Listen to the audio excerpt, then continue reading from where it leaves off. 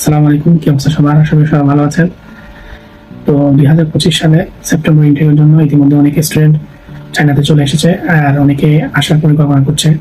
তো আজকের ভিডিওতে মূলত আলোচনা করব চায়নাতে আসার পর এয়ারপোর্ট থেকে কিভাবে আপনাদের গন্তব্যে খুব সহজ উপায়ে পৌঁছাতে পারবেন বাইডিং ম্যাপ অথবা এমএপ ব্যবহার করে। চায়নাতে আসার পর চায়না এয়ারপোর্টের সামনে অনেক ট্যাক্সি ড্রাইভাররা থাকে যারা হালকা ইংলিশ বলতে পারে। তো অনেক ক্ষেত্রে দেখা যায় ওরা স্টুডেন্টদের সাথে ইংলিশে কথা বলে বেশি টাকা আদায় করে গাড়ি ভাড়া। এটা আমি বাংলাদেশের স্টুডেন্টদের ক্ষেত্রে কাছেও শুনেছি এবং বিভিন্ন দেশের স্টুডেন্টদের কাছ থেকেও শুনেছি যে ট্যাক্সি ড্রাইভাররা আপনাকে ভুলভাল বুঝিয়ে বেশি টাকা আদায় করার চেষ্টা করেন। এই সমস্যা থেকে সমাধান পাওয়ার জন্য মূলত আজকের ভিডিও।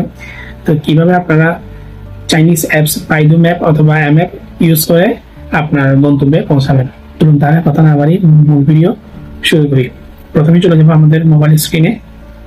আপনারা প্লে স্টোর থেকে অথবা অ্যাপ স্টোর থেকে আপনারা বাইডু ম্যাপ অথবা এমএপ ডাউনলোড করে নিতে পারবেন। আমি এমএপ দিয়ে দেখাচ্ছি বা আপনার বাইডু ম্যাপ দিয়ে দেখাতে পারবেন। প্রথমে বাইডুতে ঢুকলাম, ঢোকার পর এখানে সার্চ অপশনে যাবেন। সার্চ অপশনে যাওয়ার পর আপনাকে অবশ্যই যে ইউনিভার্সিটিতে যাবেন বা যে ঠিকানায় যাবেন ওটা অবশ্যই চাইনিজে হতে হবে। বাইডু ম্যাপে ঢোকার পর সার্চ অপশনে গিয়ে আপনাকে অবশ্যই চাইনিজ অ্যাড্রেস টাইপ করতে হবে। যদি ইংলিশ অ্যাড্রেস টাইপ করেন সেক্ষেত্রে অ্যাকুরেসি আসে না। তো মনে করেন আমি এখান থেকে একটা ইউনিভার্সিটির নাম চুজ করলাম, মনে করেন আমি জিডিন ইউনিভার্সিটি টাইপ করলাম।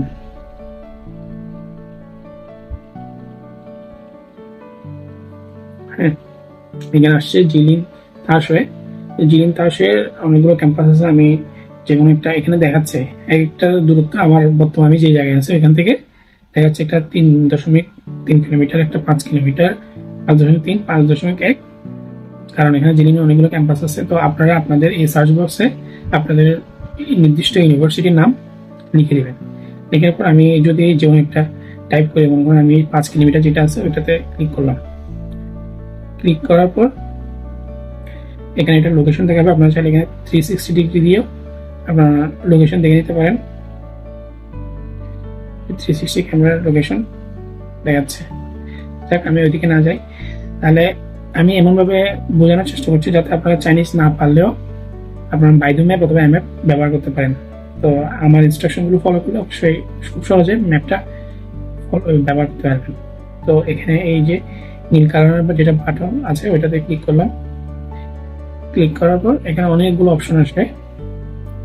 তো অনেকগুলো অপশন আছে, আমি প্রথম থেকে শুরু করি। এটা হচ্ছে নিজে গাড়ি চালিয়ে গেলে এটা কতটুকু দূরত্ব এটা দেখাচ্ছে। আর এখান থেকে 13 মিনিট লাগবে, 7.3 কিলোমিটার। তো আমি ওইটাও চুজ করবো না। যারা নতুন স্টুডেন্ট আসবে চায়নাতে তাদের জন্য সবচেয়ে বেশি ভালো হয় মেট্রো। আমি মেট্রোটা আগে দেখাবো অথবা বাস। ওই জন্য এখানে একটা অপশন আছে গংজিয়াও ছ। আপনারা দেখছেন এখানে বাসের একটা লোগো দেখা যাচ্ছে। তো বাসের লোগোতে এখানে দেখবেন অনেকগুলো অপশন আছে, অনেকগুলো রোড ম্যাপ আছে।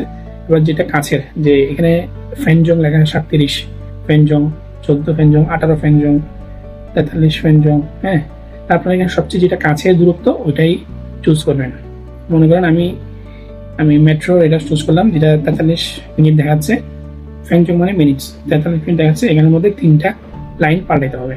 একটা হচ্ছে 3 নম্বর লাইন, এরপরে 1 নম্বর লাইন, এরপর 2 নম্বর লাইন। এই জিনিসটাও আপনাদের ইউনিভার্সিটি ভেদে জায়গা ভেদে কম বেশি হতে পারে। অনেক ক্ষেত্রে দেখা যায় হয়তো এয়ারপোর্ট থেকে 1 নম্বর লাইন দিয়েই চলে যেতে পারবেন, এটা ম্যাপের উপর নির্ভর করে। তো আমি এটা চুজ করলাম। চুজ করার পর আমাকে দেখাচ্ছে আমি এখন বর্তমানে এই জায়গায় আছি, যেটাতে নীল কালার ডট দেখাচ্ছে ওই জায়গায় আছি। ওই জায়গা থেকে আমাকে মেট্রো স্টেশনে যেতে হবে। মেট্রো স্টেশনের দূরত্ব হচ্ছে 177 মিটার, মানে 2 মিনিট লাগবে এখান থেকে। আমি এই যে জায়গায় আছি এখান থেকে মেট্রো স্টেশন যাইতে। আপনাদের মেট্রো স্টেশন হলো এয়ারপোর্টে কাছাকাছি থাকবে, তো এটা বেশি দূরত্ব এটা দেখাবো না। আমরা আছি পরবর্তী দেখাতে। এখানে আপনার এই জায়গা থেকে যেখানে মেট্রো দেখাচ্ছে এখন এখান থেকে আপনারা উঠতে হবে। ওঠার পর এই জায়গায় উঠতে হবে যেখানে এখন বর্তমানে নীল ডটটা দেখাচ্ছে। এই জায়গায় এই স্টেশনে উঠতে হবে। ওঠার পর আমি এই স্টেশনে এসে নামবো, ওইশিং গংছং। এটা এখানে নামার পর আরেকটা লাইন পাঠাতে হবে। তো আমাকে আরেকটা লাইন পাঠানোর জন্য দূরত্ব হচ্ছে 273 মিটার, 273 মিটার পাল্টানো লাগবে। পাল্টিয়ে আমি এই লাইনে যাব। আবার এই লাইন থেকে এই স্টেশনে এসে আমাকে আবার লাইন পাল্টাতে হবে। ওইখানে ওই লাইনটা পাল্টানোর জন্য আমার 1 মিনিট সময় লাগবে। তো 1 মিনিট সময় নেওয়ার পর আমি আমার গন্তব্যে এসে পৌঁছাবো। তো গন্তব্য থেকে আবার আমার যে কিনি ইউনিভার্সিটি আছে স্টেশন থেকে 1.1 কিলোমিটার দূরে জায়গা আছে, যেটা 15 মিনিট সময় লাগবে হেঁটে যেতে। তো এটা বেশি কমপ্লিকেটেড। তো এটা হয়তো আপনি যদি গুয়াংজো এয়ারপোর্টে নামেন, হ্যাঁ, অথবা বেইজিং এ নামেন, তাহলে বেইজিং, গুয়াংজো এবং সাংহাইয়ের মেট্রো স্টেশনগুলো অনেক কমপ্লিকেটেড, রোডগুলো অনেক কমপ্লিকেটেড। চেষ্টা করবেন এরকম ভাবে ম্যাপ ইউজ করার জন্য। আপনি যতক্ষণ এই স্টেশনে আসবেন নীল ডটটা আপনার সাথে সাথে মুভ করবে, কারণ আপনার লোকেশন যেহেতু অন থাকবে, লোকেশন অন থাকার কারণে সহজে আপনি এই চিহ্নটা দেখেই বুঝতে পারবেন। এবার আসি ট্যাক্সির ক্ষেত্রে। এখানে আরেকটা বিষয় বলার ছিল, সেটা হচ্ছে আপনি বাস দিয়েও, যদি আপনার ইউনিভার্সিটিতে অ্যাভেলেবল বাস রুট দেখায় তাহলে বাস দিয়েও যেতে পারবেন। যেমন এখানে দেখাচ্ছে যে G88 নাম্বার বাস, G88 নাম্বার বাস দিয়েও আমি চাইলে তিনি ইউনিভার্সিটিতে যেতে পারবো। আমি এখন বর্তমান যে জায়গায় আছি, এই যে শুরুতেই সেম, এখন নীল ডটটা যেখানে দেখাচ্ছে এখান থেকে এখানে বাসের দূরত্ব 1.1 কিলোমিটার দেখাচ্ছে আমাকে এখানে। তো বাস থেকে নেমে এখানে কয়টা স্টেশন, এখানে 12টা স্টেশন দেখাচ্ছে। তো যখন যে স্টেশনে বাস এসে থামবে আপনার এই ডটটা এটার সাথে সাথে মুভ করতে থাকবে। তো সর্বশেষ স্টেশন এখানে এসে যখন ডটটা এসে দাঁড়াবে, তার মানে আপনাকে এখানে নামতে হবে। এখান থেকে এই আপনার লাল যেটা ডট আছে ওইটা হচ্ছে আপনার গন্তব্যস্থল, এখান থেকে আবার 27 মিটার হেঁটে যেতে হবে। তো এইভাবে আপনাদের নির্দিষ্ট ম্যাপ এইভাবে আপনাদের নির্দিষ্ট জায়গা শুরু করবে। এটা আমি একটা দিন ইউনিভার্সিটি দিয়ে দেখালাম। তো আমি এটা কোনো স্টার্ট করিনি, আমি যদি স্টার্ট করি এটা শুরু হবে। স্টার্ট করার পর এখানে শুরু হয়েছে, এখানে আমাকে স্টেশনে যেতে বললো, স্টেশন থেকে আমি যাত্রা শুরু করবো। তাকে আমি এখন এটাকে কেটে দিচ্ছি। এবার আসি ট্যাক্সির ক্ষেত্রে। তো ট্যাক্সির ক্ষেত্রে দেখা যায় কি, এই যে প্রথম শুরুতে বললাম যে আমাদের এই চায়না এয়ারপোর্টের মধ্যে ট্যাক্সি ড্রাইভাররা একটু টাকা বেশি নেওয়ার চেষ্টা করে, বলবার বুঝিয়ে স্টুডেন্টদেরকে, কারণ অনেকে জানে না আসল ভাড়া কত টাকা। তো সেক্ষেত্রে আপনারা ম্যাপের মধ্যে, বাইদু ম্যাপ অথবা ম্যাপের মধ্যে আপনাদের এইটা লিখে, অ্যাড্রেসটা লিখে আপনারা দেখতে পারবেন কত টাকা অ্যাপ্রক্সিমেটলি ভাড়া আসে। মনে করেন আমি এই যে এখানে একটা মানুষের ছবি সহ ট্যাক্সি সহ এটা ছবি আছে, এটা আমি চাইনিজে বললাম না, এটা চিহ্ন দেখে আপনারা বুঝতে পারবেন। এখানে অ্যাপ্রক্সিমেটলি একটা ভাড়া শো করতেছে যে 11 টাকা থেকে 12 টাকা 13 টাকা পর্যন্ত, আর সর্বোচ্চ 15-16 টাকা 17 টাকা। এটা এক ট্যাক্সিতে এক রকম সার্ভিস আছে। সর্বনিম্ন 11.90 টাকা। আমি যদি সবগুলো ক্যান্সেল করে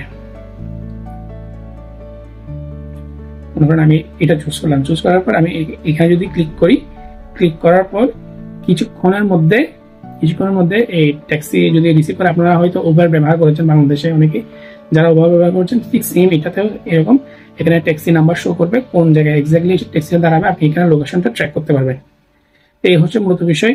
এটা দেখানোর মাধ্যমে আমি আপনাদেরকে বোঝাতে চেয়েছি যে আপনারা আপনাদের এয়ারপোর্ট থেকে আপনাদের গন্তব্যস্থলের সঠিক ভাড়া সম্পর্কে জানতে পারবেন, যাতে ট্যাক্সি ড্রাইভাররা আপনাদের থেকে বেশি ভাড়া আদায় করতে না পারে।